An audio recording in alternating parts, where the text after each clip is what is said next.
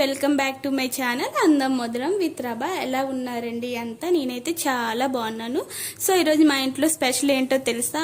చేపల కర్రీ. ఇది డిఫరెంట్ స్టైల్లో చేయబోతున్నా అనమాట. మొన్న ఒక రకంగా చేసి వీడియో పెట్టా కదా, సో ఇది డిఫరెంట్గా చేస్తున్నా. ఈ చేపల పేరు రొయ్య చేపలు అంటారు. మీరేమంటారో నాకు కామెంట్ చేయండి.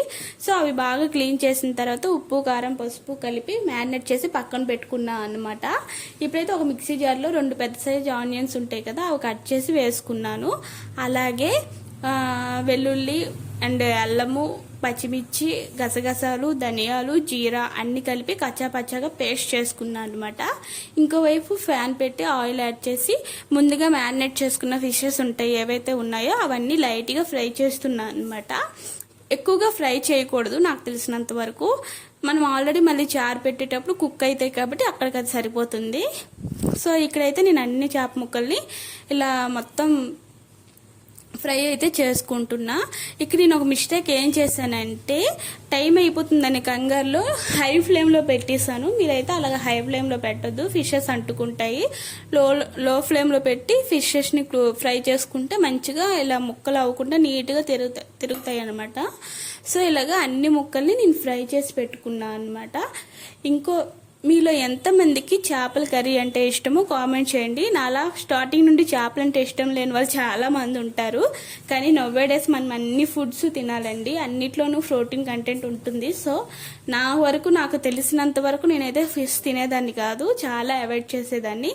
ఫిష్ తినాలి, నాకు ఈ ప్రాబ్లం ఉంది అని తెలుసుకొని దానివల్ల దానిలో ప్రోటీన్ ఉంటుంది అని తెలుసుకొని నేనైతే ఫిష్ బలవంతంగా తినడం స్టార్ట్ చేశాను అనమాట.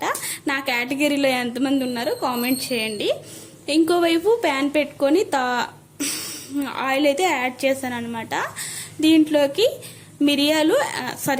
మెంతులు అండ్ జీరా కూడా యాడ్ చేశాను. మెంతులు వేస్తే చేపల చారుకి చాలా బాగుంటుంది, మంచి టేస్ట్ వస్తుంది అంటారనమాట.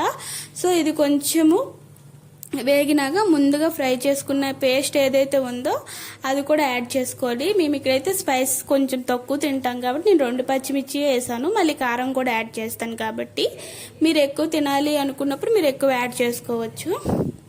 ఇక్కడైతే పేస్ట్ని బాగా ఫ్రై అయినంత వరకు మిక్స్ చేసుకోవాలి. ఇందులో నేను కొంచెం పసుపు అండ్ ఉప్పు కూడా యాడ్ చేస్తాను అనమాట. ఇంకా మనం ఏ కర్రీ వండినా మిస్ అవ్వకుండా యాడ్ చేసేది ఏమైనా ఉందా అంటే అది కరివేపాకు అనమాట. సో ఫైనల్గా మొత్తాన్ని బాగా ఫ్రై చేసుకుంటున్నాను.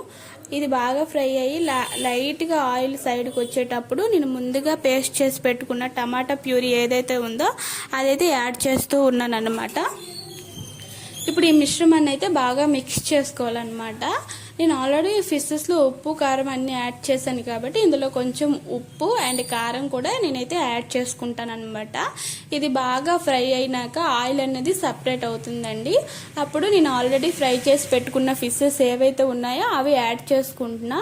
లేదు మీరు చింతపండు రసం వేసుకున్న తర్వాత కూడా యాడ్ చేసుకోవచ్చు, అది మన ఇష్టం అనమాట, మన ఆప్షనల్, మనం ఎలాగన్నా చేసుకోవచ్చు.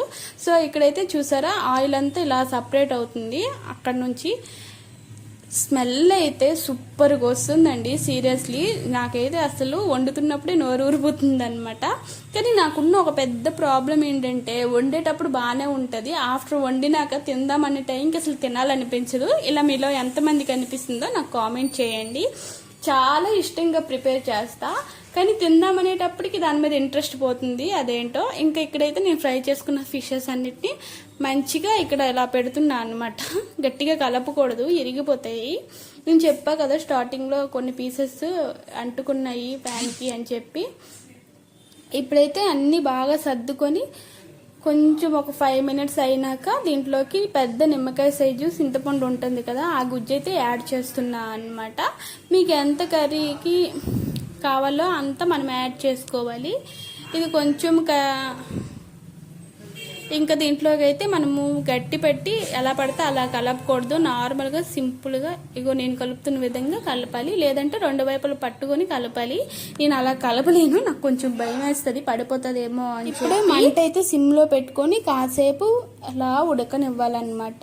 ఒక 15 మినిట్స్ ఇలా ఉడికితే రుచికరమైన చేపల కర్రీ రెడీ. మీరు కూడా ఈ పద్ధతిలో ట్రై చేయండి, చాలా బాగుంటుంది. ఎలా ఉందో నాకు కామెంట్ సెక్షన్లో కామెంట్ చేయండి. అంతే ఈ వీడియో గైస్, మళ్ళీ నెక్స్ట్ వీడియోలో కలుసుకుందాం. Until then bye bye. మీలో ఎంతమంది ఇలా చేపల కర్రీ ట్రై చేశారు అన్నది కూడా నాకు కామెంట్ చేయండి అన్నమాట. సో నా వీడియోస్ కనుక మీకు నచ్చినట్టయితే లైక్ చేయండి, షేర్ చేయండి, సబ్స్క్రైబ్ చేయండి. అలాగే పక్కనే ఉన్న బెల్ ఐకాన్ క్లిక్ చేసుకుంటే నా వీడియోస్ అన్నీ మీకు నోటిఫికేషన్ రూపంలో వస్తాయి.